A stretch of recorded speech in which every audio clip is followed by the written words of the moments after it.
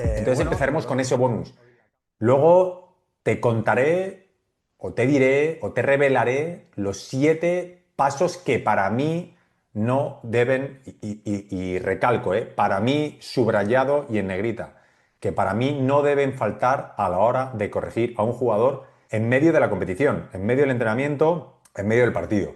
¿Y por qué hago esa diferenciación? Porque obviamente cuando estás en medio del partido, cuando estás en medio del entrenamiento, las pulsaciones van a 1000, el cerebro va a 1000. Entonces no podemos actuar, decidir en un momento de competición con un momento de relax, de tranquilidad y de estar mirándonos cara a cara sin ningún tipo de presión. Con tu papel y boli dices, el punto 3 lo cambio y pongo yo uno que corre de mi cuenta. Al final lo que te he dicho siempre, se trata de que todo lo que recibas por mi parte y por parte de otra gente con la que te estés formando, lo pongas en cuarentena. O sea, esto lo decía Robin Sharma. Empiezo con el bonus. Verás, el bonus es algo que me pareció muy curioso cuando lo leí. Y este bonus habla de Alex Ferguson, ¿no? Mítico entrenador del Manchester United.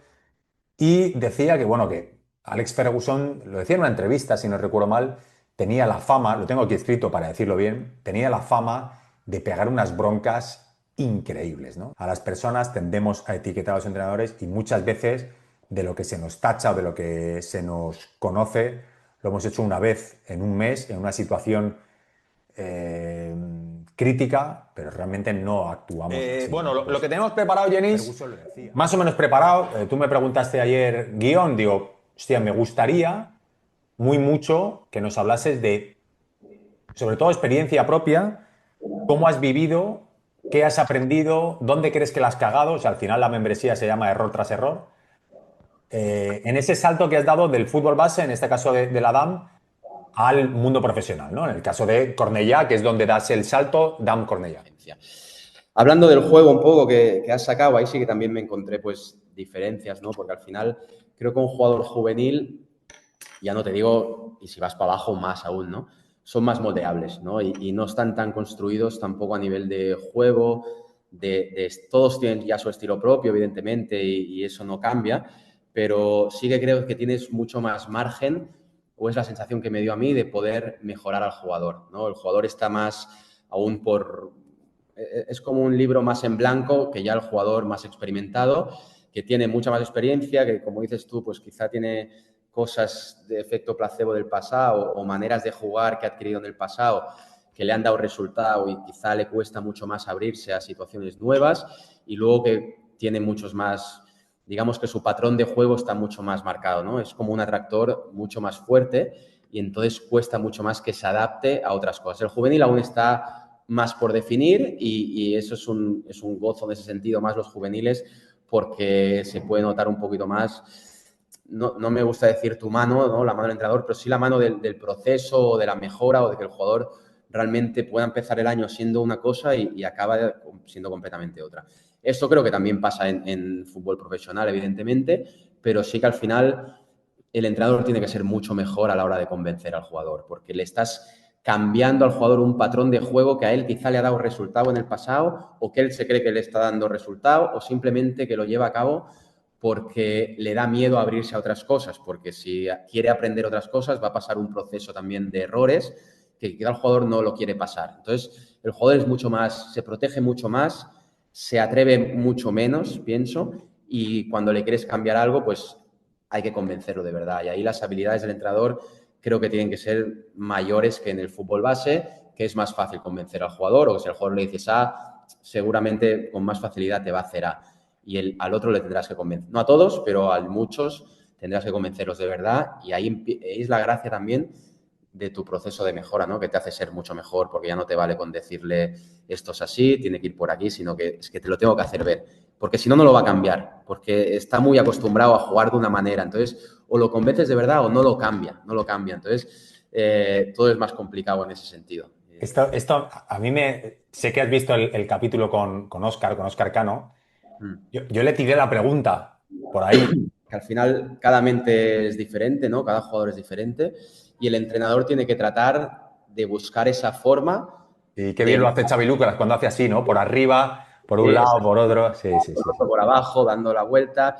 Eh, Si no consigues, yo siempre pienso, ¿no? O yo me exijo de esta manera, si no consigo entrarle en el mundo del jugador y que el jugador le puedan brillar un poco los ojos cuando le cambias una idea o cuando le explicas, incluso no estando de acuerdo, pero en ese proceso de llegar a un acuerdo también, creo que es lo que te hace mejorar como jugador, creo que es lo que no tiene fin del entrenador, porque al final el juego,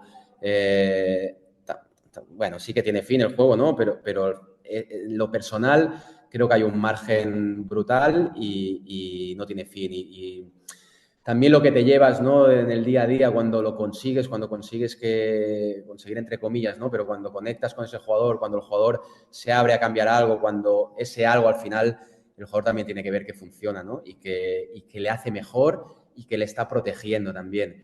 Yo aquí me gustaría hacerte una reflexión, porque yo pienso, hostia, en el siglo pasado, a inicios del siglo pasado, 1920, 30, 40, 50, yo creo que la sociedad o como individuo de las sociedades disfrutábamos de mucha menos libertad, ¿no? Había una jerarquía mucho más marcada, pues la clase pobre era mucho más, ya no sé si más pobre que ahora, pero en principio sí, las libertades en el trabajo, en las relaciones, en todo, era todo mucho menos libre en ese sentido. Yo creo que los jugadores, en ese momento el fútbol no era tan negocio como es ahora y ellos veían el fútbol un espacio donde ellos podían ir, jugar, competir de tú a tú, porque en la sociedad no podías competir de tú a tú con todas las clases sociales y ahí en un campo de fútbol sí que se igualaba todo eso, podías competir de tú a tú y era un espacio casi de disfrute, de alegría, de competición también desde unas mismas condiciones y entonces el jugador ahí yo creo que arriesgaba, que quería demostrar, que quería realizarse Ajá. como individuo, lo que no podía realizarse como en su clase social, su sociedad, ¿no? Y eso ha cambiado y ahora el fútbol, al ser más negocio, también disfrutamos de mucha más comodidad como individuos sociales, no tenemos tantas necesidades en ese sentido, aunque creemos que las podemos tener. Y el fútbol, el jugador se ha vuelto un poco que quiere sentirse más protegido cuando juega, porque antes se jugaba y no había tanto que perder, sino solo había cosas que ganar, y ahora Totalmente. se juega y hay mucho que perder, porque si yo pierdo, si yo juego mal, si yo pierdo balones, si yo quedo señalado en el partido, mi contrato está bajando, mi caché está bajando, mi futuro del año que viene. Entonces hay eso en riesgo y eso el jugador creo que lo protege o lo quiere proteger mucho. Y siempre una de las cosas que a mí me gusta más, también por mi manera de vivir, de entender la vida y de entender el fútbol, porque es una consecuencia, es liberar un poco el jugador de eso y que el jugador vuelva a ser ese jugador más amateur, que no tiene tantas cosas que proteger, o ese jugador más antiguo, por así decirlo, que veía el fútbol de un espacio donde podía expresarse libremente, podía generar él cosas diferentes sin que nadie pudiera decirle que no podía, ¿no? Porque en el campo todo se puede al final en ese sentido y ver eso como una motivación de crecer, de mejorar. Obviamente que hay un riesgo, evidentemente, pero querer afrontar también ese riesgo y creo que eso es conectar con lo que realmente es un juego, porque un juego, nunca un niño cuando juega con el miedo de algo de lo que pasará después. Y en eso hemos convertido un poco como si jugar mal tuviera una repercusión vital muy grande. Quizá la Absolutamente, puede claro. tener, por algunos, o sea, yo entiendo al jugador también, pero como entrenador mi vía es otra, ¿no? Y es liberar al jugador de todo eso y que pueda disfrutar y que vea que tiene mucho que ganar más que cosas que perder. Punto número 4. Obviamente valora si ese error es la primera vez que lo comete.